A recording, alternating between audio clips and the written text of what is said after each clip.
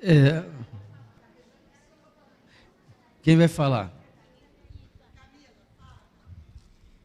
Pastor, obrigada pela geração vida da nossa igreja, que o presente atrasou um pouquinho, mas chegou. Parabéns pelo seu aniversário e pelos 30 anos de ministério pastoral. Muito obrigado. Obrigado. O que é isso? Agora vai ter que abrir, porque ficou todo mundo curioso, né? Vamos ver o que...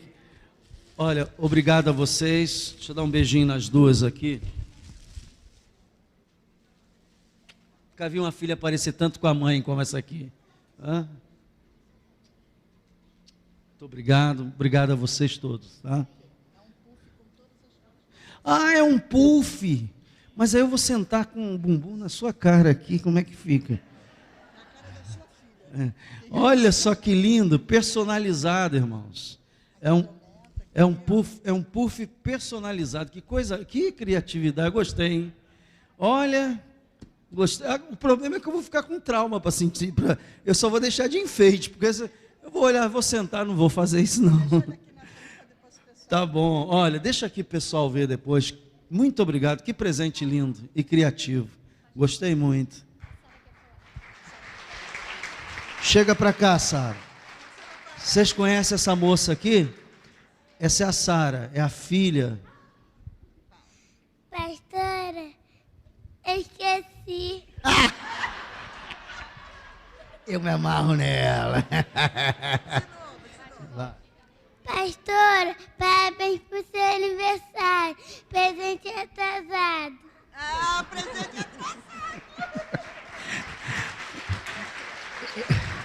Ela é filha da Aninha e do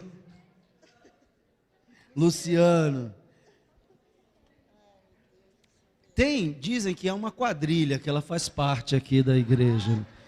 Que é o meu neto, ela, o Caleb, o Arthur, essa turminha. Ah, bom. Uma agenda, muito obrigado. Que beleza aí. Glória a Deus. Obrigado, Jesus, pela vida dessas crianças, pelo amor dos professores da escola dominical. Em tudo reconheço a tua graça e a tua bondade. Amém. Glória a Deus. Ok. Pedir aqui alguém para botar aqui na frente, Tião. Só para o pessoal ver. Eu não vou ter coragem de sentar nisso aí, porque vou me sentir... Ai, que coisa linda, ó.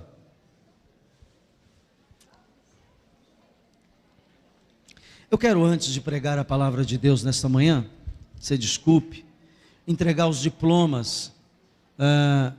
André, traz aqui, Tião. Tá bom. Coloca aqui. Eu quero convidar, me dá os diplomas aqui. André vai dando o diploma e vai dando também. Últimas pessoas que foram batizadas aqui na igreja, eu vou chamar. Andressa Maria da Silva, se encontra? Não. Daniel, também não. Daniel Carvalho, Daniel Alves. O que vem aí é Alves.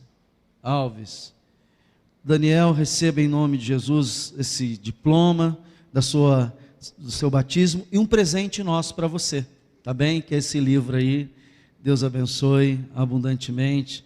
É um livro muito bonito. Isso aí. Também quero convidar aqui José Milton Oliveira de Arruda, está presente aí? Não. Juliana Santana Germano, está aí esta manhã? A Juliana. Parabéns também, Deus te abençoe. Receba em nome de toda a igreja o diploma e esse presente também, amém? Deus abençoe. Letícia Nonato Alves, Mariana Larissa Bousada, está lá dentro, né? Mateus Henrique. Eu tinha dito que iria dar esses diplomas. Chama lá, porque estão todos aí. Ok? Todos que se batizaram. Deixa eu ver outra aqui. Mateus não está. Natália Mota de Carvalho. Receba em nome de toda a igreja o diploma e esse presente para você. Amém? Vamos dar uma salva de palmas. Renata Francino.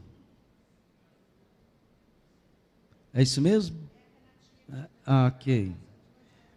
Sérgio Franco Gomes. Sérgio, receba o diploma em nome da igreja e o nosso presente para você também. Ok? Parabéns.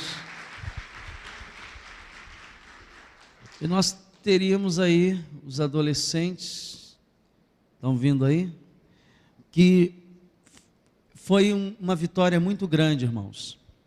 Deixa eu contar uma coisa para você. Normalmente os nossos filhos, eles têm se convertido muito cedo. Eu tenho um exemplo na minha casa, que é da Isabela.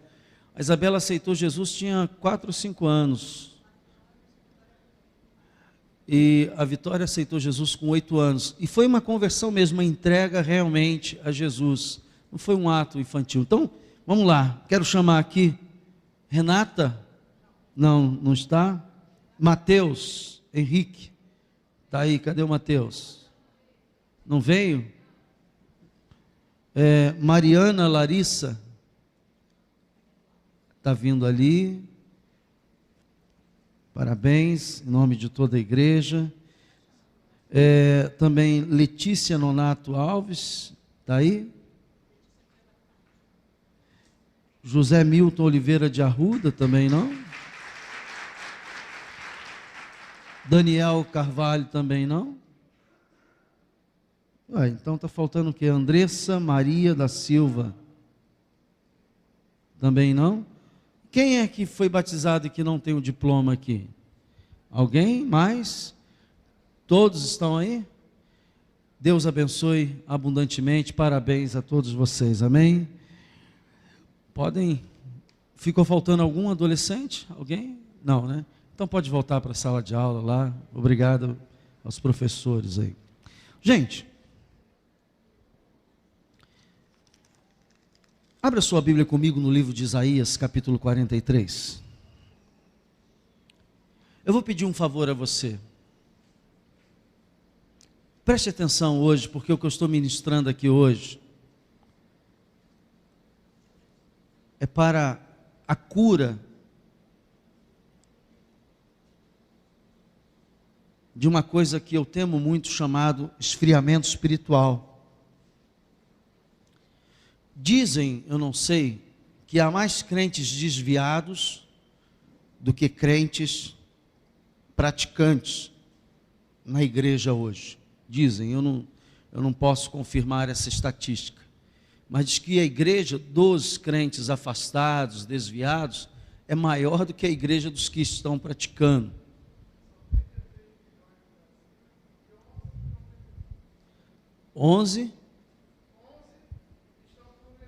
E o 22 não. Quer dizer, 2/3 dos crentes em Jesus Cristo estão fora da congregação, muitos frios na fé, muitos passando por lutas. E eu, como pastor, eu sinto sobre os meus ombros uma grande responsabilidade. A responsabilidade de ministrar a você a palavra, o Espírito de Deus que há em mim, e para que você possa superar e vencer e viver uma vida espiritual plena. Então, o que eu vou falar hoje, fala sobre restaurando a comunhão. E muitas vezes a pessoa está dentro da igreja, mas está sem comunhão com Deus. Às vezes ela está dentro da igreja, mas ela não está vivendo uma plenitude do Espírito Santo. Ela vem, ela procura a presença de Deus, mas ela está esvaziada. E, portanto, sem comunhão. eu digo mais ou menos pela música que nós cantamos aqui na hora do louvor, é mais ou menos a pessoa que está dentro do rio, cheio de... Porque a igreja sempre está falando a palavra de Deus, há orações, há o mover do Espírito e tudo isso. E às vezes a pessoa está dentro do rio com sede. Ela não consegue nem abrir a boca para a água entrar, para saciar a sua própria sede.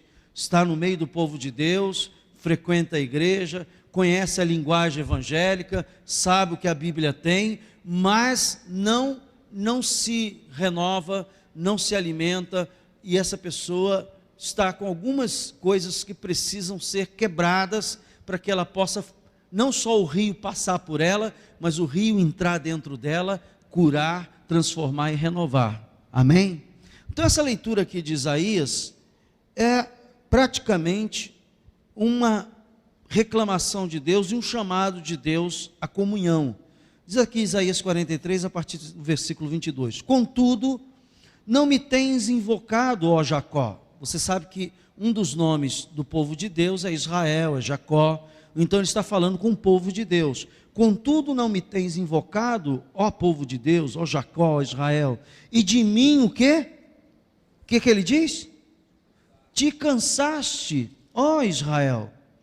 Não me trouxeste o gado miúdo dos teus holocaustos, nem me honraste com os teus sacrifícios. Quer dizer, a pessoa está cansada de Deus e não está prestando o culto que devia a Deus.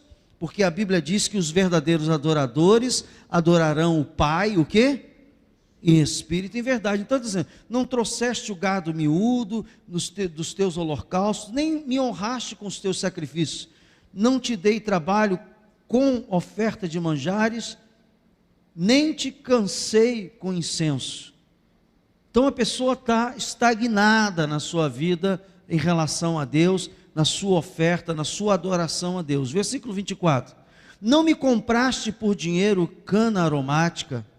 Quer dizer, você não está disposto a fazer nenhum sacrifício, nem com a gordura dos teus sacrifícios me satisfizeste, mas me deste trabalho com os teus pecados e me cansaste com as tuas iniquidades.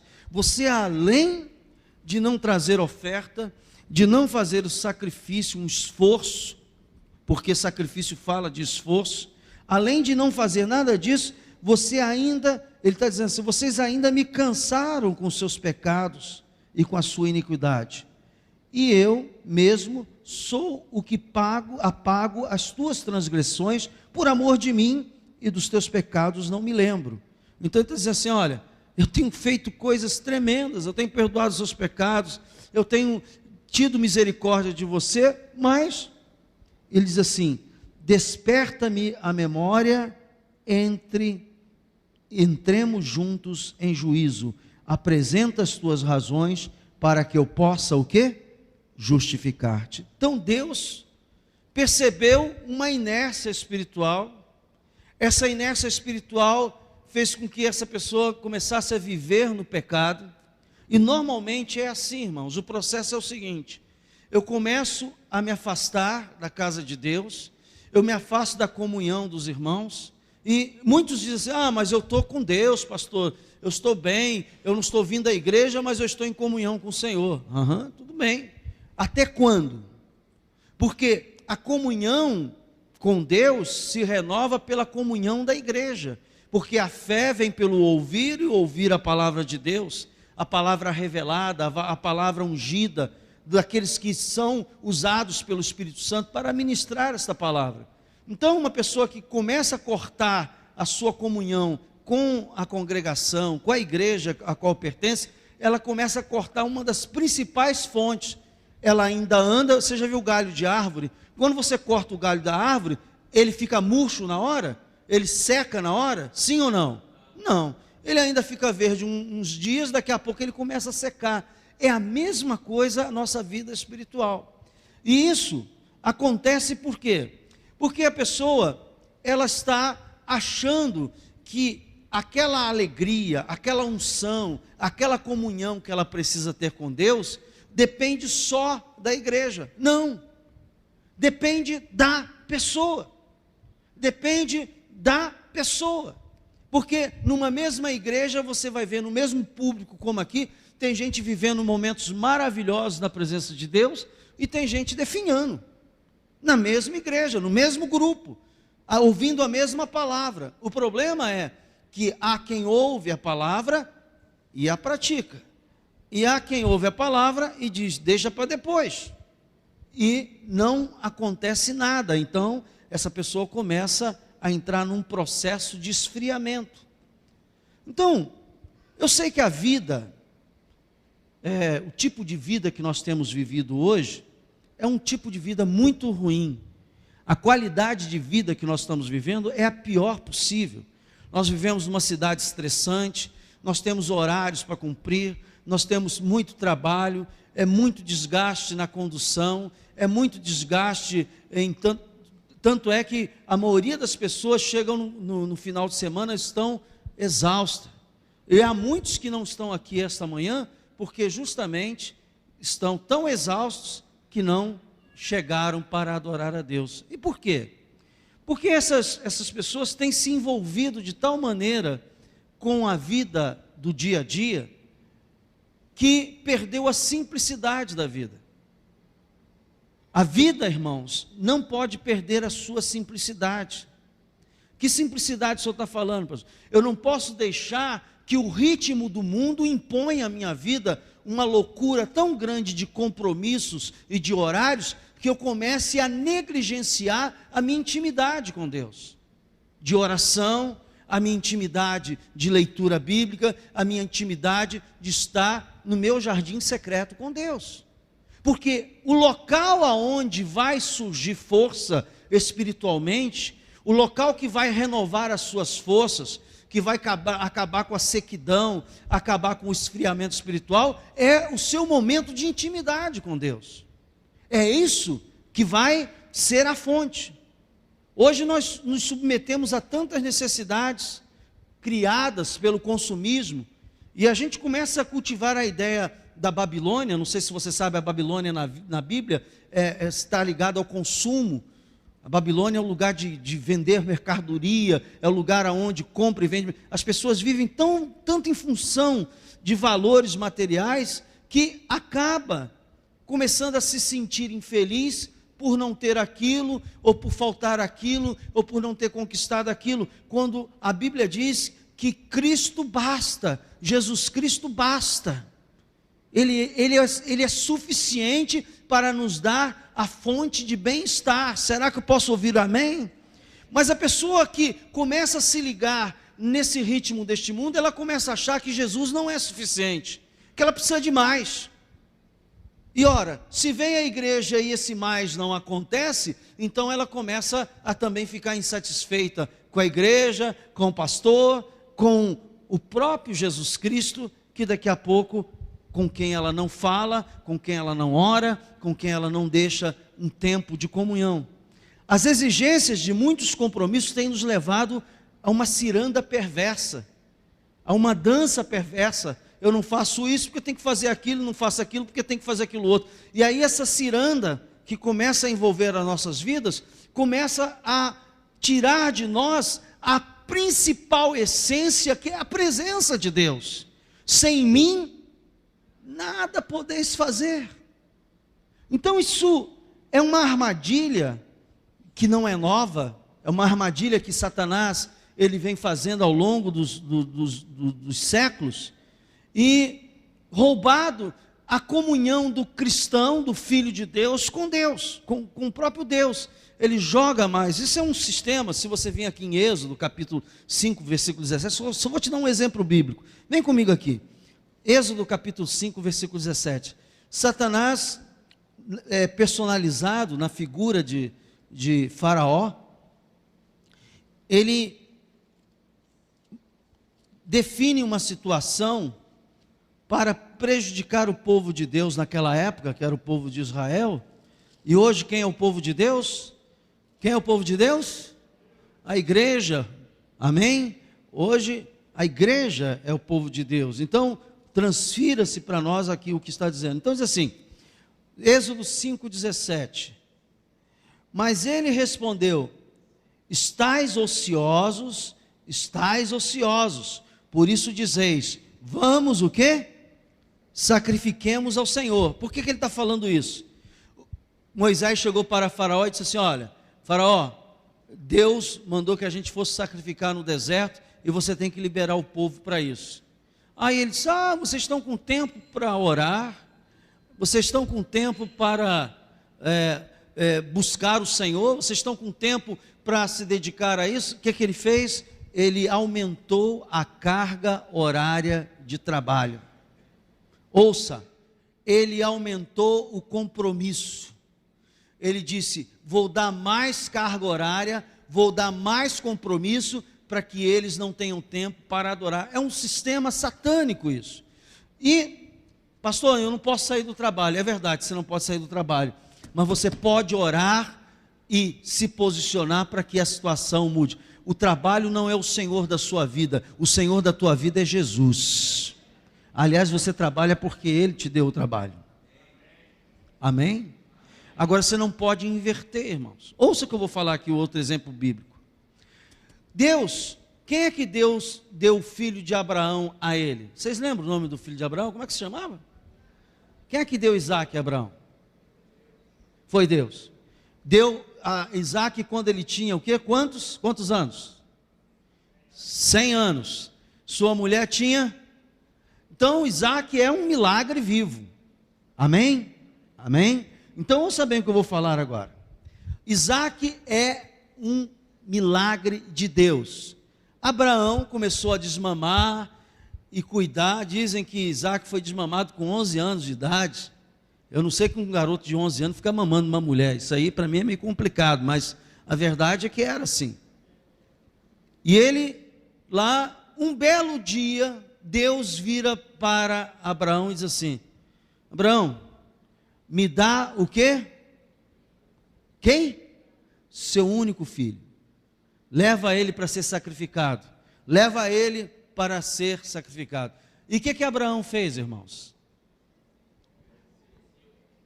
Ele ofereceu o Isaac. Por que Deus, você nunca perguntou isso, não? Por que Deus pede a vida de uma criança, de um adolescente na época, para ser sacrificada ao seu pai? Por que Deus fez isso? Ouça. Porque Deus começou a desconfiar, preste atenção que eu vou falar. Deus começou a desconfiar de quê? Começou a desconfiar de que Abraão estava mais amando a Isaac do que a ele, Deus. Ele começou a perceber que Isaac estava roubando a adoração que era devida a Deus. E todos nós temos os nossos Isaques. Ô pastor, todos nós temos coisas valiosas, pessoas valiosas, que a gente começa a valorizar mais do que Deus. Muitas vezes começamos a valorizar mais o trabalho do que Deus. Começamos muitas vezes a valorizar a nossa própria família mais do que Deus. Começamos a valorizar muito mais o nosso dinheiro do que Deus. Começamos a valorizar às vezes muito mais bens que nós tivemos do que Deus. Começa a haver uma inversão. É nesse momento que normalmente Deus coloca a nossa vida em prova. Se você nunca passou pela prova, pode saber que um dia você vai passar. Por quê, pastor? Porque Deus não aceita segundo lugar na sua vida. Amarás o Senhor teu Deus com toda a tua força, todo o entendimento, acima de todas as coisas, acima da família, acima do emprego, acima dos negócios, acima do dinheiro, acima de qualquer coisa. E se Deus num determinado momento percebe isso na sua vida ou na minha vida, Ele coloca a prova. E dependendo da resposta que você der, vai acontecer uma ou outra coisa.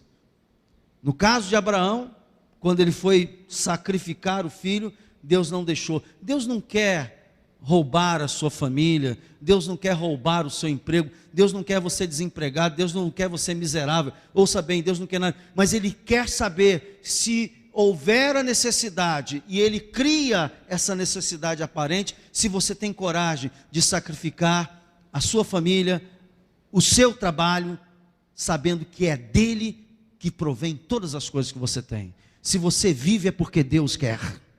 Se você tem emprego é porque Deus quer. Se você está aonde você está é porque Deus permitiu. Mas você nunca pode começar a adorar essas coisas e pessoas e situações se esquecendo, porque você vai começar a esfriar na fé. Elevo os meus olhos para os montes. De onde me virá o socorro? Do meu trabalho?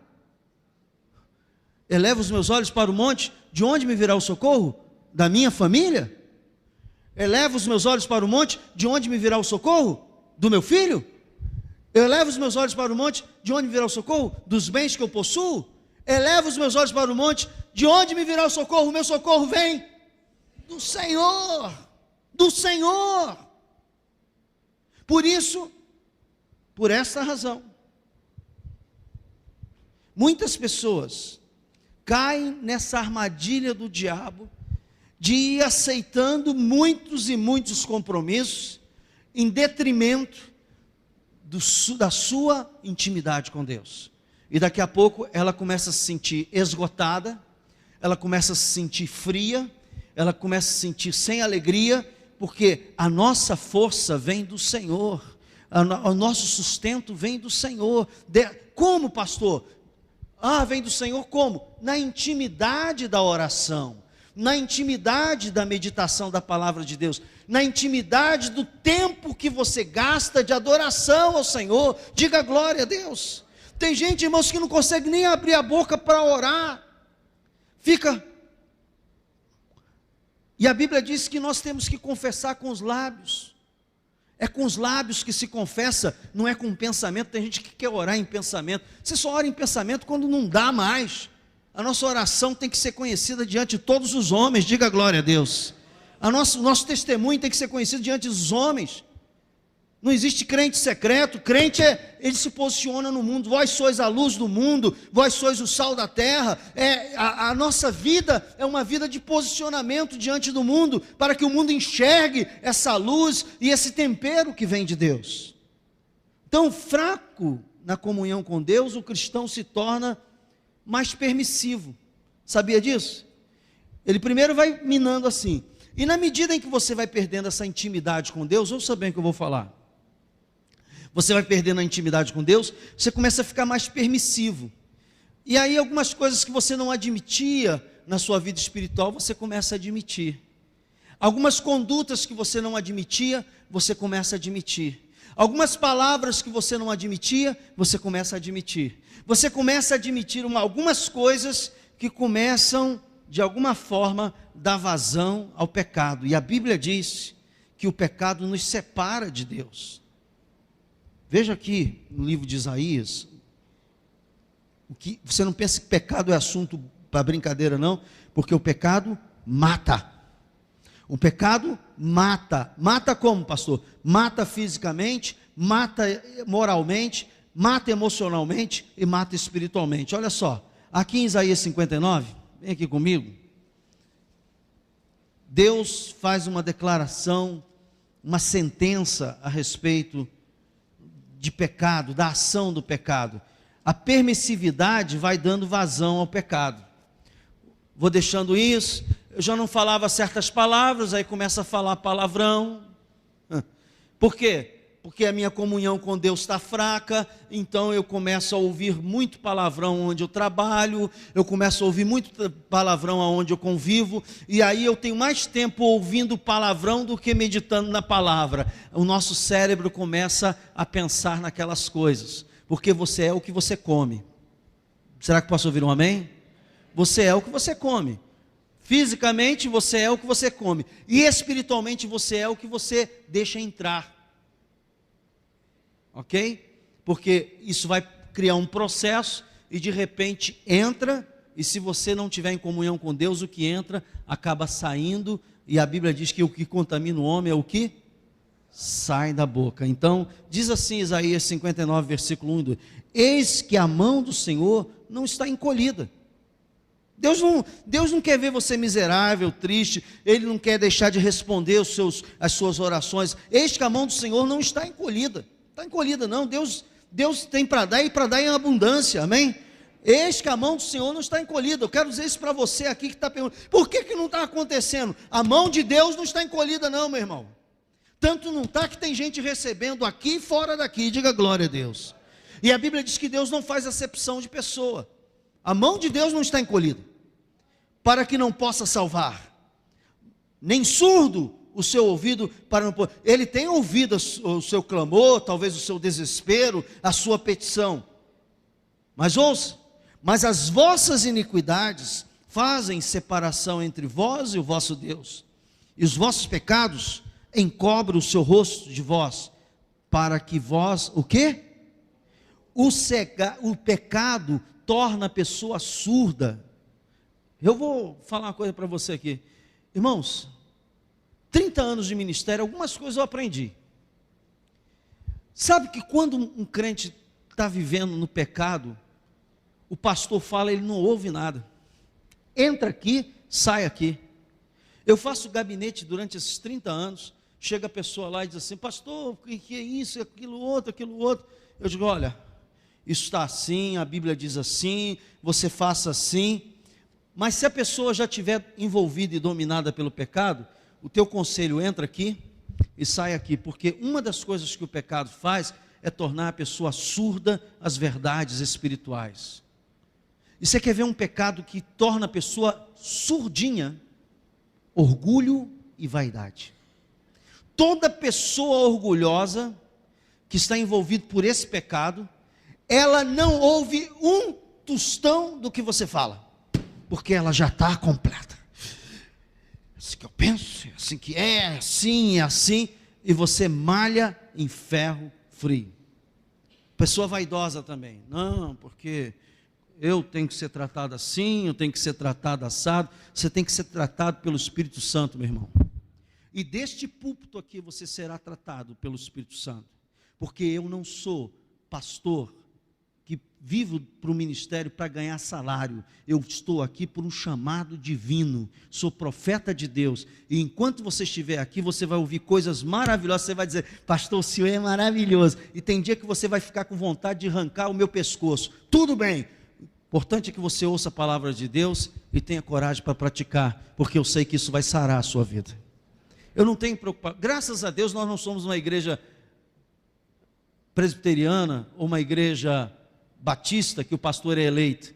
Eu não ia ser eleito nem para zelador, porque não teria esse jogo de cintura apenas de falar aquilo que você quer ouvir.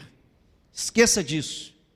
Deus te colocou aqui porque justamente eu estou falando aquilo que você não quer ouvir e que você pode sair daqui com crise, pode sair daqui pensando mil coisas, mas ouça, a Bíblia diz que você não será dado por inocente diante da palavra de Deus. Se eu pregar alguma coisa que a palavra não diz, venha falar comigo. Eu estou pronto também a entender que eu posso errar. Dá para entender isso? Diga amém. Não há ninguém perfeito, nem eu. E eu não sou tão orgulhoso que não escute. Eu escuto. Mais do que você imagina. Eu penso mais do que você imagina. Eu oro mais do que você imagina. Mas eu não posso deixar de dizer que o pecado, ele torna a pessoa surda. Não estou falando de pecado de prostituição, não estou falando de pecado de fornicação, estou falando de pecado de adultério, eu estou falando daquele pecado invisível, aquele que não está à mostra, aquele pecado que está implicitamente ligado à conduta da pessoa que você olha, está tudo bem com ela, mas dentro dela ela carrega coisas no seu coração que a torna com atitudes que verdadeiramente viola a palavra de Deus. Pessoa orgulhosa. Olha, irmãos, toda pessoa vaidosa gosta de ser bajulada. Vou repetir aqui. Toda pessoa vaidosa gosta de ser bajulada. O que é a pessoa ser bajulada? É a pessoa dizer assim, fulano, você hoje está bonitinho e tal. Aí um dia você resolve não dizer nada. Aí você não diz que ela está bonitinha, ela já fica, poxa,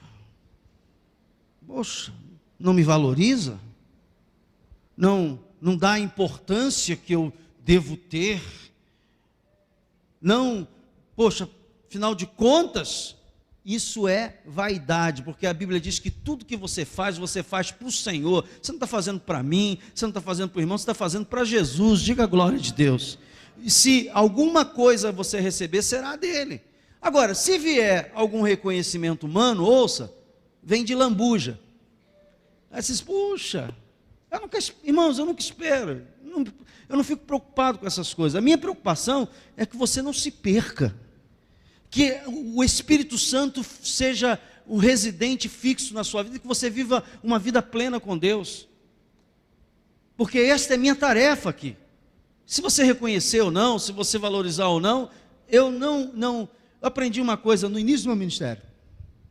Primeira reunião de conselho pastoral que eu vou, bispo Roberto Macalister, chega lá e diz assim: meus irmãos, não espere reconhecimento no ministério, porque vocês estão trabalhando para Jesus e não para as pessoas. Será que posso ouvir um amém? Então eu aprendi essa lição cedo. Eu não espero, porque se eu começar a ficar nessa expectativa, eu vou começar a encher o meu coração de vaidade e de expectativas humanas. E aí, isso é uma armadilha terrível para um dos pecados que é chamado pecado de Satanás. O pecado de Satanás, ele compreende rebelião, compreende vaidade e compreende orgulho. Esses são os pecados de Satanás. Irmãos, é pior do que a pessoa que está fazendo oferenda na praia lá para Iemanjá. Na classificação bíblica, se houvesse uma classificação de pecados piores, o orgulho é um deles. Então, ouça, muitas vezes o pecado está nos separando de Deus, mas não é o pecado de algum ato que eu estou fazendo externamente, de algum pecado barulhento que todo mundo vê, mas às vezes é uma coisa interna no coração, e o pecado esfria, e não só esfria a pessoa, como desestabiliza a pessoa também, porque a pessoa começa a ficar instável, porque agora ela ora e não responde, parece que a mão de Deus está encolhida, antes respondia, agora não está. Ela começa a ficar instável na sua vida espiritual, porque ela não tem as respostas que já teve, mas também permitiu alguma coisa que não deveria ter permitido. O Espírito Santo se entristece com os nossos pecados, diz a palavra de Deus. A Bíblia diz que ele se entristece. O nosso maior pecado é abandonar a comunhão com Deus por meio da palavra e a intimidade com o Espírito Santo. Você quer saber qual é o maior pecado? É esse. Você tinha tempo para orar e agora você não tem. Você tinha tempo para meditar na palavra de Deus, agora você não tem. Você tinha tempo para praticar, diga praticar, diga praticar, diga praticar a palavra, e você não quis praticar. Como é? Eu sei que deveria perdoar e não perdoo. Eu sei que deveria pedir perdão e não peço. Eu sei que deveria ajudar e não ajudo. Eu sei que deveria ter misericórdia e não tenho.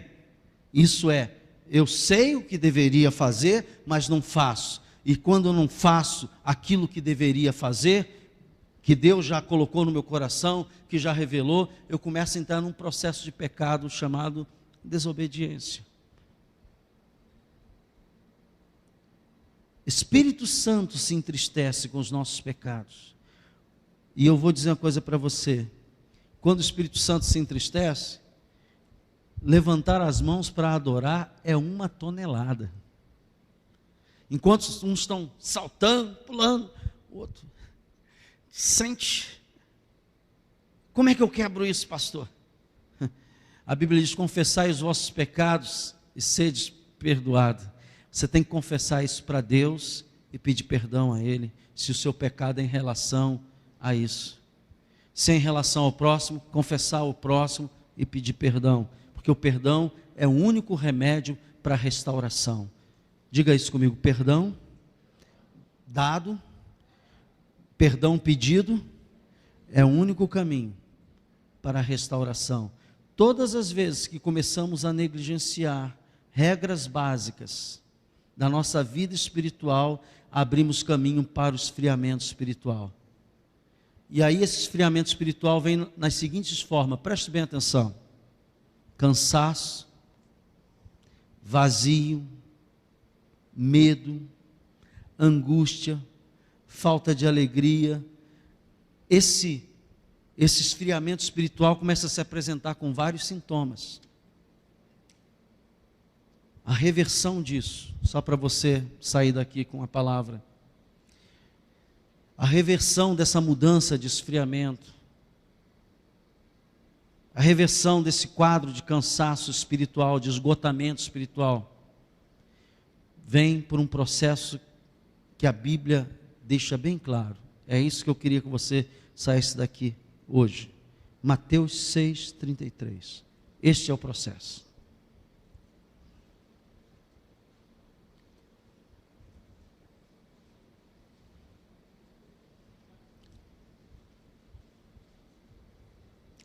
Mateus 6,33. Buscai, pois, em primeiro lugar o quê? Seu reino e a sua justiça. E o que mais?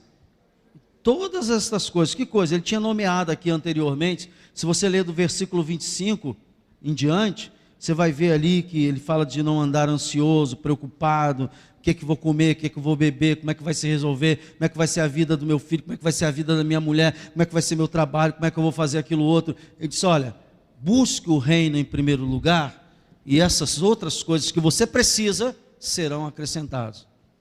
Então, ouça para mim, olhe para mim agora.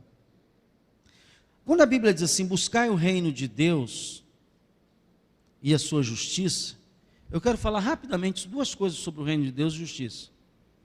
O reino de Deus não é comida nem bebida, é a própria justiça, é gozo, paz e alegria no Espírito Santo. Ouça, sabe o que é justiça, irmãos? Justiça do reino é, justiça você sabe que está ligado à lei. Só existe justiça se houver o quê? Lei, diga isso.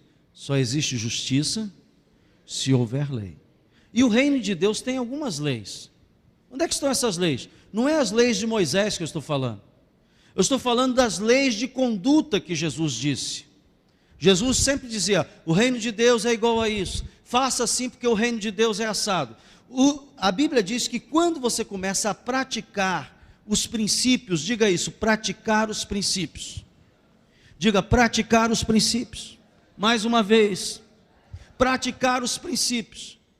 Como é que é praticar os princípios? Se uma situação pede para eu orar, qual é a prática que eu tenho que fazer? Se um princípio pede para eu perdoar, qual é a prática do princípio? Se o princípio diz que eu tenho que pedir perdão, qual é a prática do princípio? Se o princípio diz que eu tenho que adorar, o que é que eu tenho que fazer? São as práticas desses princípios, eu estou dando alguns exemplos aqui. Mas, por exemplo, às vezes, irmãos, nós estamos vendo o diabo cirandar a nossa casa, a nossa família, os nossos filhos, e a gente fica lá vendo televisão, quando deveríamos estar de joelho, dizendo assim, não, Satanás, você não vai alcançar meu filho, nem minha mulher, nem meu marido, não, porque a Bíblia diz, orai sem cessar, orai e vigiai, para que não entreis em tentação. A Bíblia diz que muito pode, em seus efeitos, a oração. A gente conhece tudo isso, mas parece que fica anestesiado, olhando e permitindo que uma sugestão de Satanás fale mais alto do que qualquer outro princípio que Deus colocou no nosso coração. Satanás é tão malandro que ele começa a dizer assim, é isso, e a pessoa fica ceguinha, se esquece de tudo mais, se esquece de todos os outros princípios, se concentra naquilo e começa a se esvaziar. Então, qual é o caminho para a mudança disso? É buscar a prática dos princípios. Justiça no reino de Deus significa praticar os princípios que Jesus disse. Porque se você viver um cristianismo sem prática, a sua vida será uma casca, será uma religião apenas. Essa é a diferença entre religião e reino de Deus. No reino de Deus, você busca praticar os princípios. Na religião, você só mantém a aparência desses princípios. Você conhece de cor, você sabe onde está, você até recita esses princípios, mas na hora do vamos ver, recolhe e não pratica. Fica a aparência mas não fica o conteúdo. Essa é a diferença entre o joio e o trigo que a Bíblia diz. Então quando eu estou falando de joio e trigo, irmãos, estou falando de salvação, de pessoas, estou falando de conteúdo de Deus em nós e o não conteúdo de Deus em nós. Porque se o cansaço está batendo, se não há renovação de forças, é porque algo em relação à nossa comunhão com Deus está ruim. Está ruim por quê? Porque a Bíblia diz, Jesus disse assim: eu sou o caminho, a verdade e a vida. Ele disse que Ele é o pão que desceu do céu. A Bíblia fala que Ele é a água viva que vem do trono de Deus. Diga glória a Deus. E se eu tenho isso, não era para eu estar tão arrasado, tão destruído, tão largado. É sinal que isso apenas está sendo uma teologia, uma teoria no seu coração. Por isso é que quando nós entramos aqui para adorar, você deve se despir de todos os aspectos religiosos, e assim: eu entrei aqui esta manhã para ter comunhão com Deus, vou adorá-lo em espírito e em verdade, não vou permitir que nada roube disso. Senhor, esta hora é tua, esse é o meu jardim secreto contigo, eu estou aqui para te buscar, te adorar, nada vai me impedir. E nesta hora você entra na presença de Deus. Conhecer de cor e salteado a palavra de Deus não adianta e não tem efeito se não for praticado. Então, tudo que você precisa, irmãos, para o seu esgotamento espiritual, é de uma intimidade maior com Jesus. O problema é que você tem que crer nisso. Jesus várias vezes foi pego orando no monte, no jardim, e lá ele estava com o Pai. Esgotamento é sinal de interrupção com a comunhão com Deus. Eu espero que Deus possa alcançar você no seu espírito com esta palavra. Não é uma palavra doce, mas a Bíblia fala sobre isso, que quando foi Isaías que comeu o livro? Qual foi o profeta que comeu? Jeremias. Ele disse que quando ele comeu, a princípio parecia o quê? Amarga, não é isso? É isso? Já leram isso na Bíblia? Quantos já leram isso na Bíblia? E depois se tornou doce. A palavra de Deus, no primeiro momento, ela mexe com a gente, mexe com os nossos brios, mexe com as nossas vaidades e orgulhos e posicionamentos, mas depois, se você a obedece, ela traz o resultado maravilhoso, ela vai ser doce na sua boca. Irmãos, não permita que Faraó, que Satanás dite para a sua vida o ritmo. Não permita isso. Se há alguma situação que está roubando a sua comunhão com Deus, se é isso verdade, comece a orar a Deus para Deus te dar uma situação nova. Peça a Deus: Senhor, se é isso, porque às vezes a gente se desculpa, né? Às vezes a gente se esconde atrás, aí Deus dá um bom emprego, a pessoa continua a não orar. Aí ao invés dela orar, ela diz: puxa, está tão bom que eu vou para a praia, domingo pela manhã, vou lá ficar ouvindo aquele pastor nada, vou para a praia. Está tão bom que ela diz: não precisa ir à igreja todo domingo, vou um sim, outro não. Você tem que verificar se o problema é realmente os muitos compromissos, ou se é a falta de você firmar os seus passos no seu compromisso com Deus. Firme os seus passos. Olha, eu amo a minha esposa, eu amo meus filhos, mas a minha vida com Deus está acima de todos eles. Você está entendendo o que eu estou falando? Diga amém. Porque sem Deus eu não vou a lugar nenhum, irmãos. Nem eles eu teria eles na minha vida. Essa é o buscar o reino em primeiro lugar. Eu disse: Jesus não aceita segundo lugar. Ele não aceita que você coloque o Isaac na frente. Ele não quer que o seu Isaac seja mais importante do que ele, Deus. E é preciso que você saiba disso, porque é dele que provém todas as coisas. Vamos ficar de pé, vamos agradecer a Deus. Meu Deus e meu Pai celestial, eu sei que, Senhor, muito do nosso cansaço tem a ver também com a nossa vida espiritual, Senhor. Porque às vezes não descansamos na Tua presença.